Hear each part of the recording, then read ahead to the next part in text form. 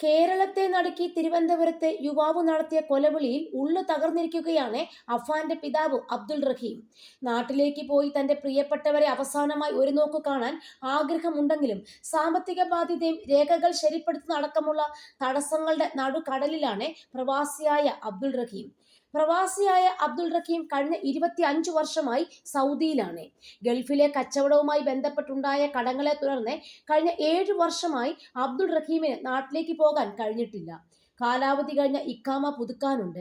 തനിക്കുണ്ടായ കടങ്ങളൊന്നും വീട്ടേണ്ടത് മകന്റെ ബാധ്യതയല്ലെന്നും തന്റെ സാമ്പത്തിക ബുദ്ധിമുട്ടൊന്നും അവനെ ബാധിച്ചിട്ടില്ലെന്നും പിതാവ് പറയുന്നു. നാട്ടിലുള്ള വീടും വസ്തുവും വിറ്റ് ഇവിടെയുള്ള കടങ്ങളും ബാധ്യതകളും തീർക്കാനുള്ള ശ്രമത്തിലായിരുന്നു താനെന്നും ഈ വിവരം സ്വന്തം കുടുംബത്തിലെ എല്ലാവർക്കും അറിയാമായിരുന്നു. ഇത്തരത്തിൽ ബാധ്യത തീർക്കുന്നതിൽ അഫാനും എതിർപ്പൊന്നും ഉണ്ടായിരുന്നില്ലെന്നും അദ്ദേഹം വ്യക്തമാക്കി.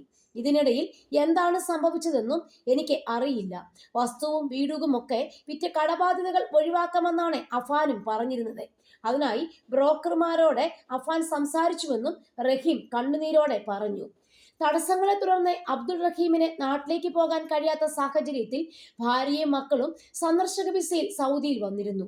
6 മാസം സന്ദർശക വിസയിലെത്തിയ അഫാൻ തനിക്കൊപ്പം കഴിഞ്ഞ സന്തോഷത്തോടെയാണ് തിരിച്ചു പോയതെന്നും പിതാവ് വ്യക്തമാക്കി.